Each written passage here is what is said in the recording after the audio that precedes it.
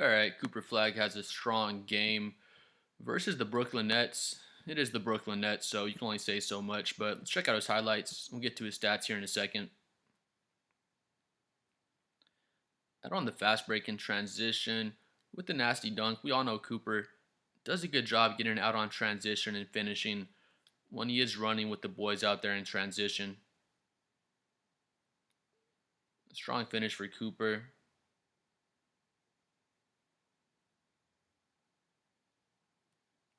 Another good play. Just sneaks up behind and gets the block. Running out in transition. Little hesitation and finishes with the left hand. He's really comfortable going to his left hand. So it's good to see how ambidextrous he is. He can finish going left, going right, and he can go to either hand when he's working in the post as well. Feed down low to Anthony Davis.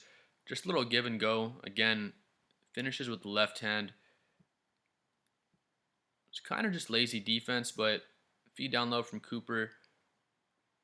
Runs right by Clowney there and gets another lefty finish. He doesn't have insane athleticism, I don't feel like, but it's effective to go along with his footwork, and he picks his spots well to use his athleticism and his finishing. Just a great pass. That's a tough pass. LeBron James makes a bunch of passes like that, but just the feed down low for Anthony Davis. If that pass isn't right on target, it just goes straight out of bounds, so that is not an easy pass to make. Steal. Yegor Demon goes to crazy behind the back pass. Turnover, and Cooper lobs it up top to Anthony Davis. It looks like they're getting a pretty good chemistry early. That's a spectacular pass there. If y'all watch the game, Cooper is making a lot of good reads out there. See one more. Cooper gets the ball. He has three guys looking at him. He basically splits, double team, triple team, whatever you want to call it. So if we keep it running, he splits all three with that nice little dribble in between. And now he has three guys basically guarding him. If we move one more second, right here, he's getting into the air. He has Max Christie in this corner if he wants. He has Najee Marshall right here. They do cut off the Dwight Powell roll, but if you see, Cooper's going up and he has, 1, 2, 3. He's kind of coming down to guard the Dwight Powell roll, but he has Max Christie or Najee Marshall in either corner. He goes up and kicks it out to Marshall again. Not an easy pass. That cross court whips it over for the wide open three for Najee Marshall.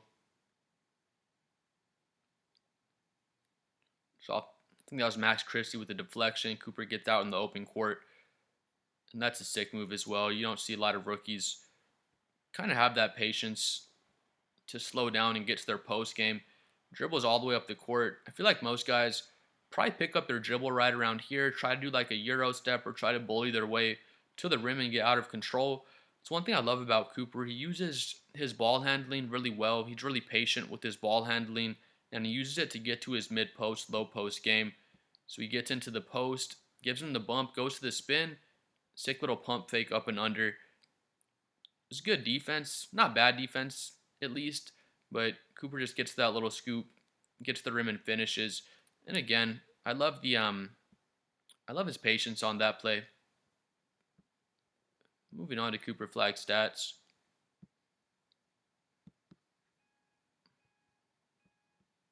So this game against Brooklyn, Dallas did win, so that's good for the Mavericks and the Mavs fans. Cooper's 10 for 16, really efficient game. He's 62% from the field. He only takes 1 3. He does miss it, but I guess at least he doesn't take too many. Me myself, I think Mavs fans as well. I'm not one for the record, but I think they want to see Cooper just continue to take 3 or 4 threes per game. You're gonna miss probably a lot of them right now. His 3-point shot, it's atrocious right now. We'll just say it is what it is. It's not terrible to look at. The form looks pretty good. I think he will develop it, in these following years. But right now, we'll get into his stats across the season in a second. But he's shooting 25% from 3. But just keep letting him fly. I'm sure he'll get it going sooner or later. He's 2 for 3 from the line. These past 5 games, 4, 5, 6, 4, and 3 free throw attempts. Rookie players just don't get a great whistle, but I feel like Cooper's been pretty aggressive. he'll just kind of learn as he gets older how to better draw fouls, and he'll get more respect from the referees. I don't understand that. You need the referees' respect to get whistles. Like, you're a professional ref, they're professional players. Just blow the whistle. If it is a foul, just call it. He has the 5 rebounds, the 8 assists, 1 steal, and 1 block, and the 22 points. So 22 points, 8 assists, 5 rebounds, the 1 block, the 1 steal. If y'all watch the game, his playmaking was really, really good this game. If y'all had a chance to watch it, he could have easily had 10 steals. There was multiple plays where he kicked it out to wide open 3-point shooters, and they just happened to miss the 3 ball. But, you know, if his players would have knocked down, of course, 2 more shots, he would have had the 10 assists. And he had probably at least 4 or 5 different opportunities where he kicked it out to open shooters, and they just happened to miss the shots. Otherwise, he would have had the 9 or 10 assists and had the double-double. But the most impressive thing for me this game, past 2 games, he had 0 turnovers these past 2 games, and then the 8 assists in this game. You saw some of those reads I showed you in the highlights that he was making, but he just looks like he's getting way more comfortable out there on the court. Maybe Jason Kidd's point guard experiment is starting to pay off now after all. I know I've seen a lot of different coaches do that. I saw Greg Popovich do that with Jeremy Sohan, if you guys remember, and it just looked horrible. Jeremy Sohan is getting all of these turnovers, looking like he doesn't know what the hell he's doing. And now, when Jeremy Sohan does get to play, he looks better as kind of a point forward. He makes better reads coming out of double teams, being the roll man. And you're kind of seeing from Cooper now when he does get into the paint, he's making better reads than he was making early in the season. His turnovers are cutting down. Again, he's had 0 turnovers 2 games in a row, and he has the 8 assists in this game. So, it's good to see. I don't know how he was going to develop as a playmaker or how quickly he was going to develop, but he looks like he has, some good point guard skills as well, so that's good to see. He's playing 34 minutes per game this season. He's shooting 48% from the field, so that's honestly really solid. He's more of a small forward, power forward, hybrid type of player, I guess you could say. He did the point guard experiment the first 10 games of the season, however long it was, and it wasn't great for his numbers. But, still with that being said, he's at 48% from the field, taking 14 shots per game. That's really impressive. He's taking 3 threes per game, 3.5, and he's shooting 25% from 3. Again, it's absolutely horrible. We won't sugarcoat it. It's really, really bad. But his stroke looks good. He gets some pretty decent looks out there from 3, so I think he'll be able to get up to like maybe at least a 34, 35% 3-point shooter at some point.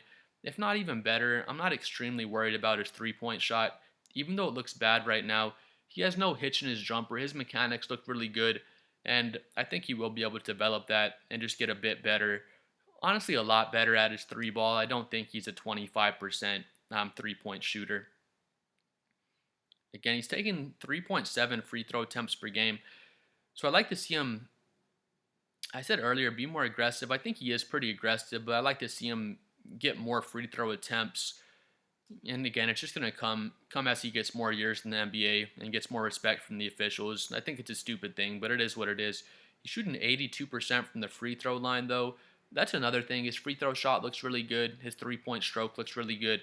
Usually when guys are shooting over 80% from the free throw line and they have really good mechanics on their jump shot, those guys usually do develop a pretty decent 3-point shot as time goes on, so I don't think it's going to be any different for Cooper. The 17.5 points per game so far on the season, 6 rebounds, 3 assists, 1.3 steals, almost a block. I can see him finishing the season with 1 steal and 1 block, across the entire season. And then it's kind of like what I projected Cooper out to be as a rookie, just about. I thought he'd be like 17 points, 6 rebounds, and 5 assists. He's at 17 points, 6 rebounds, 3.5 assists. But again, we saw this game, his playmaking's getting a bit better, so I could see him finishing the season with maybe 4 or 5 assists and then the 6 rebounds as well. I guess people are done hating on Cooper. I haven't heard a lot of Cooper Flagg hate as of lately. He starts off with the point guard experiment again, so he looked really bad, but looks like that's helping him out a bit at this point in the season, so I guess Jason Kidd did know what he was doing. He's done it before with other players. I can't remember exactly what player it was, but he's done this before, and it did work out for the best in the long run. But Cooper's had a really good start to the season. I mean, I wasn't expecting him to be 25, 5, and 5. A lot of people thought he was going to just come out at the gates and put up, I don't know, if you're not averaging 20 points, 5 rebounds, and 5 assists for your first 10 games, you're a bust all of a sudden. People have crazy crazy expectations for players. With that being said, everybody was calling Cooper Flagg generational.